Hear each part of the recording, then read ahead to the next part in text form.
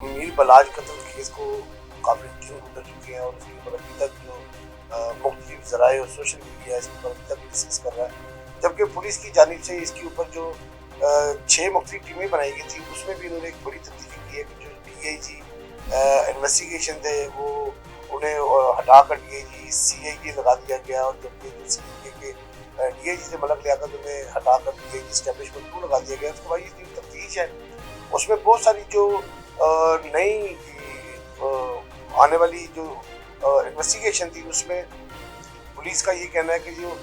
इसकी तमाम की तमाम जो प्लानिंग वो तीफी बट की जानिब से है, इसमें गोगी बट का कोई कसूर नहीं है। अस्सलाम वालेकुम, मैं हूं आपका होस्ट अब्दुल रहमान। आप देख रहे हैं थाना दूध। मेरे साथ senior crime reporter Aamir Rana साहब मौजूद है। राणा साहब, ये बताएं कि अमीर बलाज के कत्ल को इतने रोज गुजर गए हैं, तो अभी तक ये केस सुस्त रवि का शिकार है या ये केस कहाँ तक पहुंचा है? पुलिस भी कुछ बता नहीं रही, तो आपके पास क्या इंफॉर्मेशन है इसके बारे में? बिस्मिल्लाहिर्रहमानिर्रहीम। बात यह है कि मीर बलाज कत्ल केस को काफ़ी दिन गुजर चुके हैं और इसके ऊपर अभी तक जो मुख्तलिफ ज़राए और सोशल मीडिया इसके ऊपर अभी तक डिस्कस कर रहा है, जबकि पुलिस की जानिब से इसके ऊपर जो 6 मुख्तलिफ टीमें बनाई गई थी उसमें भी इन्होंने एक बड़ी तब्दीली की है कि जो DIG इन्वेस्टिगेशन थे वो उन्हें हटाकर DIG CID लगा दिया गया, और जबकि जो CID के DIG से मलक लियाकत उन्हें हटाकर DIG एस्टेब्लिशमेंट 2 लगा दिया गया। उसके बाद ये जो तफ्तीश है उसमें बहुत सारी जो नई आने वाली जो इन्वेस्टिगेशन थी उसमें पुलिस का ये कहना है कि जो इसकी तमाम की तमाम जो प्लानिंग वो तीफी बट की जानिब से है, इसमें गोगी बट का कोई कसूर नहीं है। इसमें मैं आपको बताता चलूँ कि पुलिस को अब जब नई तफ्तीश जो DIG इमरान किश्वर है CID की उन्होंने जब की है, तो उन्होंने एक जो गोगी बट के साथ उसका दस्ते रास बताया जाता है सेल और सेला टाइगर, उसकी तलाश जारी है उन्हें, क्योंकि उनका कहना है कि जो शूटर मौके पे जो हलाक हुआ है उसको कत्ल करने में सेला टाइगर का किरदार है। मगर इसके बारे में अभी तक कोई तहरीरी तौर पर पुलिस ने किसी को शामिल तफ्तीश नहीं किया, मगर अब तक जो 9 अफराद हैं उन्हें शामिल तफ्तीश किया गया है, जिसमें जो सबसे अहम जो किरदार है वो हसन का बताया जा रहा है, जो कि मीर बलाज का दोस्त था। उसके अलावा उन्होंने जो मुख्तलिफ लोग जो गिरफ्तार किए उसमें हसन को मिलवाने वाले लोग और उसकी रैकी करने वाले लोग और सारे वाक़ये में जो किसी भी तरीके से इन्वॉल्व है 9 अफराद ऐसे हैं जिन्हें इन्होंने शामिल तफ्तीश किया है। और इसकी जो तफ्तीश है वो मैं समझ रहा हूँ कि अभी तक जो सुस्त रवि का शिकार है उसकी अहम वजह ये है कि इसमें कुछ सियासी जो मुदाखलत है वो शुरू हो चुकी है, और उस सियासी मुदाखलत के बाद जो DIGs की तब्दीलियाँ हैं वो सामने आएंगी। राणा साहब, आपने जैसे बताया कि तीफी बट को जो है वो ज्यादा नॉमिनेट किया जा रहा है और गोगी बट का नाम कम लिया जा रहा है, तो क्या वजह है इसकी? क्या गोगी बट इस केस में मुलविस नहीं है या वैसे ही गोगी बट को साइड पे किया जा रहा है? अब्दुल रहमान, अभी तक जो पुलिस की जानिब से जो स्टेटमेंट आई है अभी तो तहरीर तौर पे नहीं है कि उसमें पुलिस ने ये डिक्लेयर कर दिया है कि तीफी बट जो है इस तमाम प्लान का जो मरकजी मुलजम उन्हें डिक्लेयर कर रहे हैं, और गोगी बट की जो इसमें किसी भी किस्म की मुशावरत या उसकी इसमें मुलव्वस होने की जो शवाहिद है वो पुलिस कह रही है हमें कहीं से नहीं मिले। मगर मैं आपको बताता चलूँ जो मौके पे जो मुलजम जो शूटर हलाक हुआ है उनका उसके बारे में ये कहना है कि ये गोगी बट का मालशिया भी था और उसका पुराना मुहाफिज भी था और इसका कार खास भी था जिसने ये सारा वाकया किया है। मगर पुलिस इस हवाले से जो बता रही है कि इसका कोई ताल्लुक नहीं है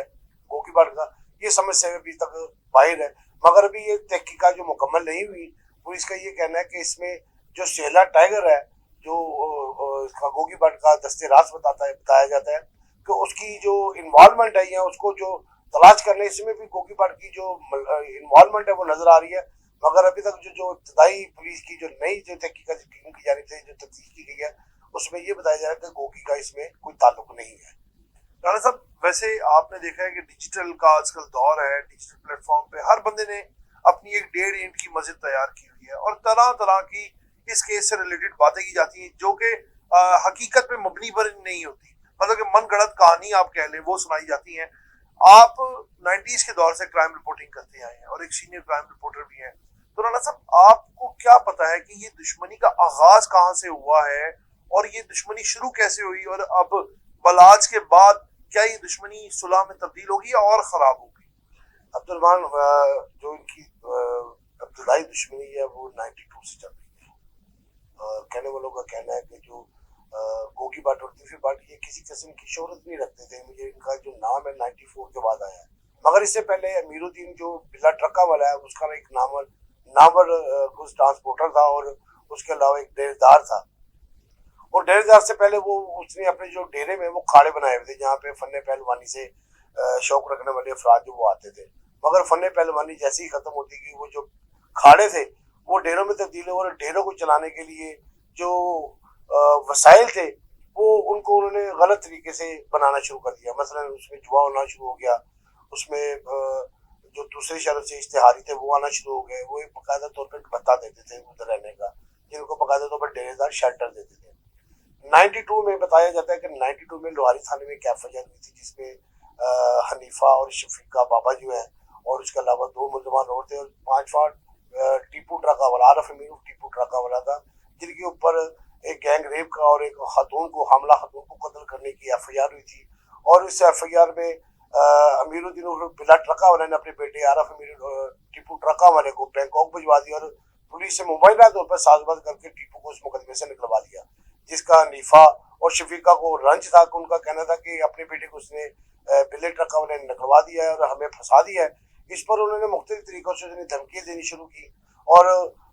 بلا ٹرکا والے کے قتل سے ایک روز پہلے وہ رات کو ایک کال آتی ہے جس میں بلا ٹرکا والے کو قتل کی دھمکی دی جاتی ہے اور صبح سے فائرنگ کر کے قتل کر دیا جائے, جس کا جو شاہد اور اس کا جو گواہ اور مدعی تھا وہ ٹیپو ٹرکا والا تھا. جب اس کی تحقیقات کی گئی تو اس کی جو کال آئی تھی, جو رات پہلے کال آئی تھی مرڈر سے ایک رات پہلے, وہ گوگی بٹ کے گھر سے آئی تھی, جس کے بعد یہ دشمنی باقاعدہ طور پر چلنی شروع ہو گئی. مگر اس سے پہلے گوگی اور تیفی کی جو لڑائی تھی وہ تو ریاض گجر سے گوالمنڈی میں چل رہی تھی اور ان کا بنیادی طور پر جو نام تھا وہ انجمن تاجران کے حوالے سے چودراہٹ کا تھا کہ وہ انجمن تاجران کی صدارت کے حوالے سے وہ علاقے میں گوالمنڈی بنانت روڈ اور رام گلیوں میں ان کی ایک لڑائی سیاسی طور پہ لڑائی ہے, تجارتی طور پہ لڑائی وہ چل رہی تھی. اس میں وہ وسائل بھی استعمال کرتے تھے. مگر بلا ٹرکا والے کے قتل ہونے کے بعد ٹیپو ٹرکا والے نے عارف امیر ٹیپو ٹرکا والے نے پولیس سے ساز باز کر کے کہنے میں تو یہ آتا ہے کہ اس نے پیسہ جو پولیس کو پانی کی طرح بہایا. میں چودھری شفقات سے پہلے رانا منیر یا مسعود عزیز تھے, ان سے مل کے اس نے تمام پولیس کے جو چھوٹے اور بڑے تعلقات ہیں وہ آزمائے اور اپنے مخالفین کو چن چن کے اس نے مارا, جس میں انہوں نے پولیس مقابلہ کروایا شفیق کا اور حنیف کا جو بابے کے نام سے موجود تھے. اس کے علاوہ بہت سارے مرڈر تھے جس میں ڈائریکٹ اور انڈائریکٹ ٹیپو کا کردار تھا, یہ ایف آئی آر کہتی ہے. مگر پولیس رپورٹ میں تمام شواہد بھی بیٹھ گئے اور گواہ بھی جو ختم ہو گئے, جس میں ٹیپو کو بہت سارے مقدمات میں ریلیو مل گیا. اس کے بعد ٹیپو کا جو زیادہ جو جھگڑا ہوا تھا وہ ہوا تھا کہ سول کوڈ کے باہر اس کے اوپر ایک قاتلانہ حملہ ہوتا ہے جس میں 4 گن مین مارے جاتے ہیں, جس میں ٹیپو زخمی ہوتا ہے. اس میں پولیس کا کہنا ہے کہ مبین بٹ جو ٹاپ 10 شوٹر تھا اور پولیس مقابلے میں مارا جا چکا ہے, اس نے ٹیپو کے اوپر حملہ کیا تھا اور اس میں یہ بھی کہا جاتا ہے کہ یہ گوگی کے کہنے کے اوپر انہوں نے حملہ کیا تھا. مگر اس میں گوگی اور تیفی دونوں بچ جاتے ہیں اور اس میں ان کی کسی بھی طرح کی انوالومنٹ نظر نہیں آتی. یہ آہستہ آہستہ دشمنی چلتی ایک پہلے بلا قتل ہوا, پھر ٹیپو قتل ہوا, اب پھر بلاج قتل ہو گیا.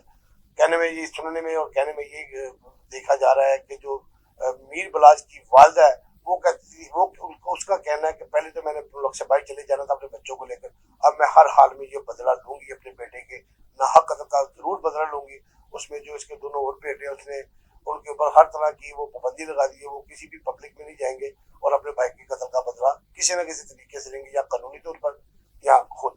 اگر قانون بتا دے گا تو ٹھیک ہے, نہیں تو ان کی وعدہ کہتی ہیں خود لیں گے لیکن بدلہ وہ چھوڑیں گے نہیں. جی بالکل ایسا ہی ہے. لیکن اس میں آپ کو بتا دوں کہ ٹیپو کا جو قتل ہے وہ خرم اجاز کے اوپر تھا جو ایئرپورٹ کے اوپر قتل ہوا تھا. آپ نے اس میں دیکھا کہ اس میں اس سے پہلے 2 بار سزائے موت ہوئی ہے, اس کے بعد اس کی جو 2 بار سزائے موت ختم ہو کر 25 سال عمر قید کی جو اس کو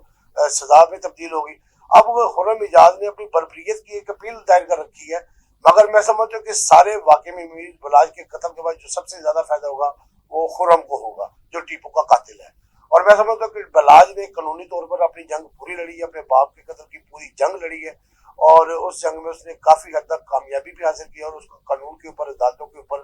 پورا اعتماد بحال ہو چکا تھا. وہ لڑائی سے نکلنا چاہ رہا تھا, مگر کچھ جو حقائق ہے وہ اس کے برعکس بھی ہیں. لوگ کہتے ہیں کہ میر بلاج, ملک احسان اور کیسر بٹ لکھو ڈیری جو وہ مل کے ایک شوٹروں کا ایک بہت بڑا نیٹ ورک تیار کر رہے تھے, جس میں حاجی حنیف سمیت بہت سارے ایسے تجارتی لوگ بھی ہیں جن کی شمولیت اور جن کا نام آ رہا ہے. مگر پولیس تفتیش میں ابھی تک ان میں سے کسی بھی शख्स को ना तो शामिल तफ्तीश किया गया, ना ही उनके बारे में किसी किस्म की सफा मिसल में कोई नाम दर्ज किया गया। अभी ये क्या सराहिए हैं, इन्हें क्या सराहिए समझ लें, ये बातें समझ लें कि टीपू बलाज जो है, बलाज टीपू जो है, वो एक बड़ा नेटवर्क तैयार कर रहा था शूटरों का, जिसकी पुलिस को भी रिपोर्ट दी। और दूसरी तरफ आप देख रहे हैं कि जो ये DIG की तब्दीली है, उसके बाद इस तफ्तीश का जो अमल है वो इंतहाई सुस्त रफी की जानिब चला गया। अब इसका क्या होगा ये आने वाले दिनों में आपको पता चलेगा। बहुत शुक्रिया आपका राणा साहब। जैसे कि आमिर राणा साहब हमारे साथ मौजूद थे और उन्होंने बताया कि केस की सुस्त रवि जो उसमें पैदा हुई है वो क्या वजूहत है और क्या तब्दीली रूनुमा हुई है और आने वाले दिनों में ये केस किस रुख पर जा सकता है, ये भी तमाम तर जो मालूमात है ये सुस्त रवि का शिकार है। इसी के साथ अपने मेजबान को इजाजत दें, हम आपसे फिर मुलाकात करेंगे नए प्रोग्राम के साथ। तब तक के लिए